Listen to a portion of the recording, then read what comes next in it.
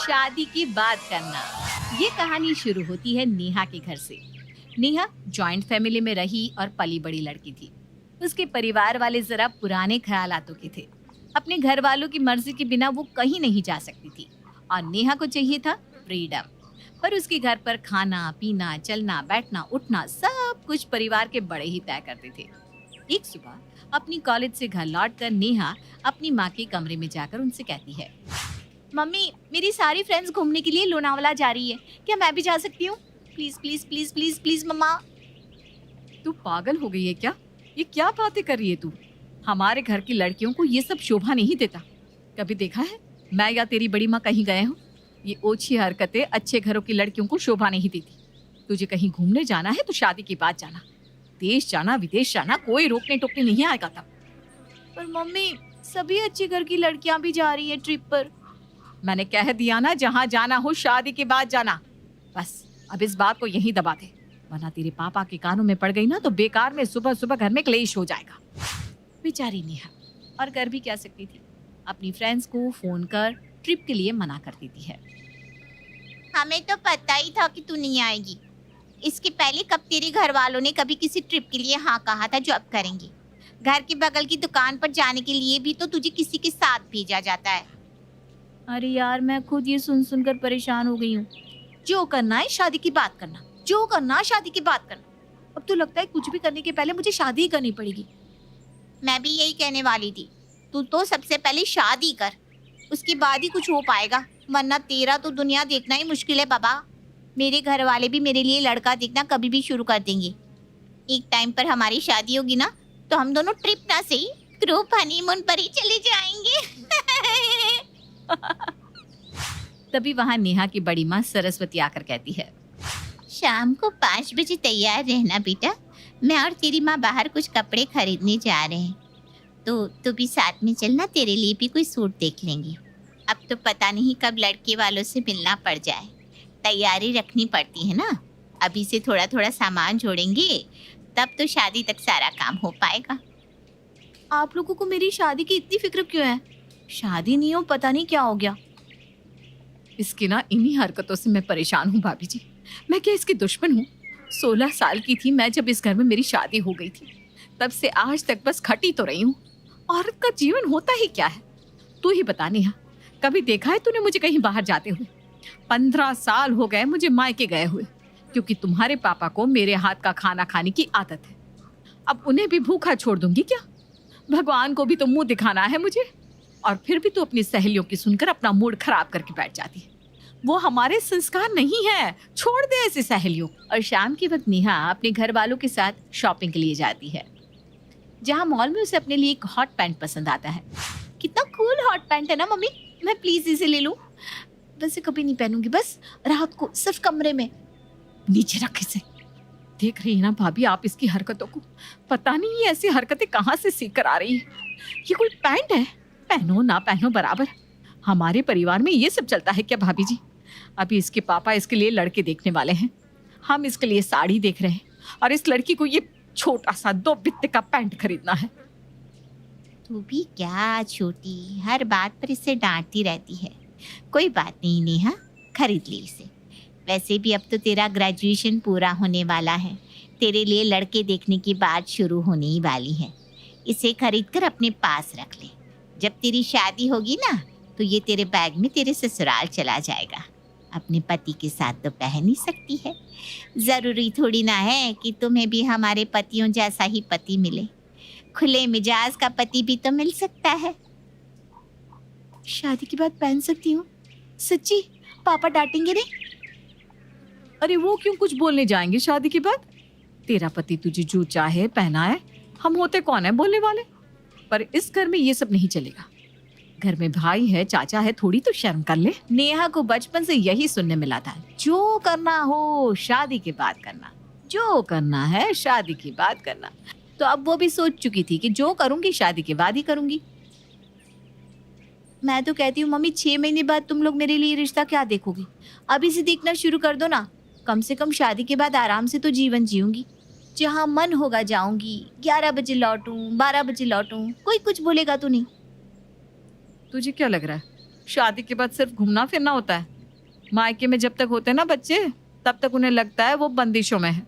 एक बार शादी हो जाए फिर समझ में आता है बेटा, पत्ता जब तक पेड़ से जुड़ा रहता है हरा भरा रहता है, जिस दिन पेड़ से अलग हुआ सूख जाता है। आज तुझे अपनी माँ की बातें कड़वी लगती है, पर जब तुम मेरी जगह पर होगी ना तब तुझे सब समझ में आएगा। अच्छा, ऐसी बात है। तो मुझे आगे पढ़ने के लिए दिल्ली जाना है, भेज दो मुझे। वो तो शादी के बाद तेरे ससुराल वालों को तुझे पढ़ाना होगा तो पढ़ाएंगे, वरना जो तेरी किस्मत में है, वही होगा। जब राजा महाराजा ही अपनी बहन बेटियों को अपने घर नहीं रख पाए तो हम तुम होते कौन है। और क्या था, समय बीतते देर कहाँ लगती है। 3 महीने तुरंत बीत जाते हैं और नेहा के परिवार वाले उसके लिए लड़का देखना शुरू कर देते हैं। नेहा तो अपनी शादी की बात सुनकर इतनी खुश थी मानो उसके सारे सपने पूरे होने वाले हैं। उसे लग रहा था कि मानो घोड़ी चढ़कर एक राजकुमार उसके लिए आएगा और उसे सभी के चंगुल से छुड़ाकर आजाद आसमान में छोड़ देगा। पर वो कहाँ जानती थी कि शादी तो एक ऐसा बंधन है जिसमें प्यार के साथ बहुत सारी जिम्मेदारियां भी आती है। नेहा की शादी प्रेम से पक्की हो जाती है और वो प्रेम के घर की बहू बनकर उसके घर चली जाती है। शादी के दूसरे ही दिन नेहा प्रेम से पूछती है, हम लोग हनीमून पर कहाँ जा रहे हैं? आपने मुझे अभी तक बताया नहीं, कोई सरप्राइज है ना? शादी तो हो गई हमारी, हनीमून का क्या है, फर्स्ट एनिवर्सरी पर चले जाएंगे। अभी वैसे भी शादी में बहुत खर्चा हो गया है Neha, honeymoon I can't afford. क्यों? तो फिर मैंने जो कपड़े लिए उनका क्या? मेरे हॉट पैंट का क्या होगा? उन्हें मैं घर पर पहनूं? घर पर मतलब यहाँ? अरे नहीं नहीं नहीं नेहा, हमारे घर में तो बहुएं साड़ियाँ या सूट ही पहनती है, और हमारी तो कल ही शादी हुई है, तो कम से कम 1 महीना तो तुम्हें साड़ी ही पहननी पड़ेगी, वरना अगल बगल वाले बातें बनाने लगेंगे। ये कहकर वो अपने कमरे से बाहर निकल जाता है और नेहा परेशान होकर फौरन अपनी सहेली स्वाति को कॉल लगाती है, पर स्वाति फोन ही नहीं उठाती। किसे फोन कर रही थी? आप तो अभी बाहर निकले थे ना, कुछ चाहिए था क्या आपको? मैं बाहर निकला ही कब था, दरवाजे पर ही था। लड़कियों की आदत होती है, जब भी उसके मन की बात ना हो तो वो किसी ना किसी को फोन पर चुगली करके जरूर बताती है। तो मैं खड़ा होकर यही सुनना चाह रहा था कि तुम किसे फोन करती हो। अपने फ्रेंड को फोन कर रही थी ना, जिसकी शादी हुई अभी। नहीं उठाया ना फोन अब वो तुम्हारा फोन उठाएगी भी नहीं। अरे घर के कामकाज में फंस जाती है लड़कियां। शादी के बाद अपने मायके वालों से बात कर ले, यही बहुत है। भूल जाओ अब स्वाति को तुम। 10 मिनट में तैयार होकर बाहर आ जाओ, सब नई बहू की मुंह दिखाई का इंतजार कर रहे हैं। नेहा को तो समझ में नहीं आया कि ये क्या हो गया। वक्त बदल गया, हालात बदल गए, जज्बात भी बदल गए। जो पहनना हो शादी के बाद पहनना, और शादी के बाद पहनने क्या मिल रहा है? साड़ी। इसके लिए की थी क्या मैंने शादी? कुछ समझ में नहीं आ रहा। अभी कुछ दिन तो मैनेज करना ही पड़ेगा। और कुछ देर अपने दर्द का घूंट पीने के बाद नेहा साड़ी पहनकर सभी के सामने बाहर जाती है। मुंह दिखाई की रस्म के लिए नेहा का चेहरा ढककर उसे औरतों के बीच बिठा दिया जाता है। इसमें पड़ोस की विमला सबसे पहले उसके पास जाकर उसकी मुंह दिखाई करके कहती है, तेरी बहू का रूप तो चू रहा है संतोष। क्या खूबसूरत बहू लेकर आई है तू, देखते ही नजर टिक जाए लोगों की। पर खूबसूरती कितने दिन चलेगी, कितने दिन ही रिझाएगी इन सुंदरता से अपने पति को। बाद में तो बुद्धिमत्ता ही काम आएगी। विमला तू बता, बहू अब अपने जीवन को किस तरह आगे बढ़ाना चाहती है? आगे क्या करना चाहती है, कैसे सब करेगी, बता। मैं जीना चाहती हूँ, अपनी मर्जी से रहना चाहती हूँ, बाहर पढ़ना चाहती हूँ। अरे अरे अरे, ये सब क्या बोल रही है बहू तू? अब तेरी शादी हो गई है, कम से कम सोच समझ कर तो बोल। वो क्या है ना कमला, कल ही शादी हुई है बेचारी की। मुझे लगता है कि भूल गई है कि उसकी शादी हुई है। शुरुआत में तो हम ही लोगों को कितनी दिक्कतें होती थी, 1-2 दिन में इसे भी आदत हो जाएगी। फिर भी बहू ये मत समझना कि तेरी सास की सहेली बोल रही है। एक बेटी समझ कर कहती हूँ, शादी के बाद हमारी सोच हमारे ससुराल पक्ष के लोगों के आगे पीछे घूमना ही चाहिए। ये ध्यान रखना कि घर में कभी भी पति और सास के बीच कोई अनबन ना हो। कभी हम अपने ससुराल की बातें मायके में ना करें, और दिन भर टेंशन हो तो बस इस बात की कि रसोई में क्या बनेगा। ये कहाँ गए हम। इस गाने की लाइंस नेहा के दिमाग में बजे जा रही थी, और बजती भी क्यों ना, ऐसा उसने एक्सपेक्ट ही नहीं किया था। मुंह दिखाई की रस्म के बाद नेहा किचन में जाकर सभी के लिए खाना बनाना शुरू करती है। बाप रे, सर में इतना जोरों का दर्द हो रहा है, लगता है माथा ही फट जाएगा। घर में तो मम्मी नाश्ता बनाया करती थी और यहाँ ये भी मुझे बनाना पड़ रहा है। शादी की बात करना क्या घर का काम। नेहा रसोई में खाना बना रही होती है, तभी उसकी सास वहां आती है। खाने में मिर्ची कम डालना बहू, मैं मिर्च वाला खाना नहीं खा पाती। और हाँ, प्रेम बिना मीठे के खाना नहीं खा सकता, तो मीठे में भी कुछ बना लेना।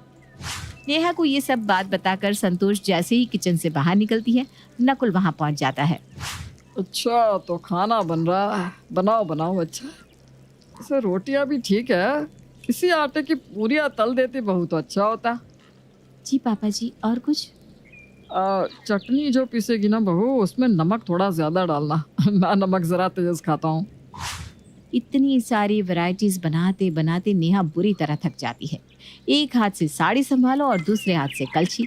किसी तरह नेहा सारा खाना तैयार कर किचन से बाहर निकलती है कि संतोष कहती है, खाना बन गया हो तो परोस दे बहू, सब उसी का इंतजार कर रहे हैं। खिलाओ खिलाओ नेहा, क्या बनाया तुमने? माथे में बाम तक लगाने का समय नहीं दिया इन लोगों ने। 2 मिनट बाम लगाकर आ जाती तो क्या ही हो जाना था। खाना कोई सांप खा जाती क्या? मुंह फुलाए नेहा सभी को खाना परोसकर सभी के साथ बैठती है कि फिर संतोष कहती है, बहू मीठा तो लेती आ, क्या खाएगा तेरा पति? बताया था ना, वो बिना मीठा देखे थाली को हाथ तक नहीं लगाता। और किसी को कुछ चाहिए तो साथ में ही बोल दीजिए। ऐसे कैसे साथ में बोल दे बहू? अब जब खाएंगे तब पता चलेगा ना क्या काम है, फिर कहेंगे। सभी को खाना खिलाने के बाद नेहा कमरे में जाकर शीशे के सामने बैठकर खुद से बात करते हुए कहती है, ये तो हद ही हो गई। इस तरह तो मेरा सारा जीवन रसोई में ही चला जाएगा। मैं आज ही प्रेम से अपनी पढ़ाई के बारे में बात करूंगी। और जैसे ही प्रेम कमरे में आता है, नेहा उसके पास जाकर कहती है, आपने कहा कि आप हनीमून पर नहीं जा सकते। चलिए, मैंने मान लिया, पर आप भी तो चाहेंगे ना कि आपकी पत्नी लोगों के साथ कंधे से कंधा मिलाकर चल सके। मैं भी ना आपको फाइनेंशियली सपोर्ट करना चाहती हूँ, इसलिए मैं दिल्ली से बाहर पढ़ने जाना चाहती हूँ। और अगर आपको मेरी फीस की टेंशन है तो मैं लोन ले लूँगी, डोंट वरी। इस घर में मेरी नहीं चलेगी नेहा। मैं अगर तुम्हें हाँ भी बोल दूँ तो उससे ज़्यादा फर्क नहीं पड़ेगा।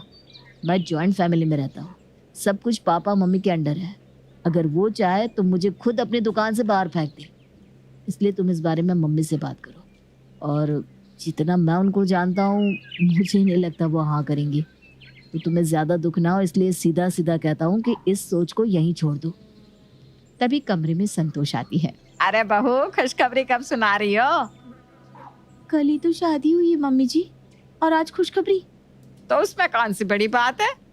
ब्यावली रात में ही मेरे पेट में प्रेम पड़ गया था। पहली रात को भी कई बच्चे पेट में पड़ जाते हैं, इसमें बुरा क्या है? अच्छा ही है ना, शादी करते हैं। अगर फट से बच्चा हो जाएगा तो तुम्हारा ध्यान इधर उधर भटकना भी बंद हो जाएगा। अभी तक तो नेहा ढंग से संभली भी नहीं थी कि उसके ससुराल वाले उसे बच्चा करने को कह रहे थे। नेहा कभी सर पकड़ती तो कभी कमर, तो कभी साड़ी और घर के कामों में लगी रहती।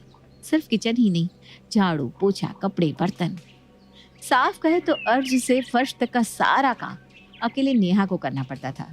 और उसकी सास सिर्फ नाम के लिए मदद करती थी। अब तो इन्हीं लोगों को सब करना है। मैंने तो जो करना था कर लिया। मेरी सास तो 26 की उम्र में ही किचन से मुक्त हो गई थी, तब से तो मैं ये सब करती आई हूँ। हम लोग भी कब तक करेंगे? फिर भी जितना होता है कर देती हूँ।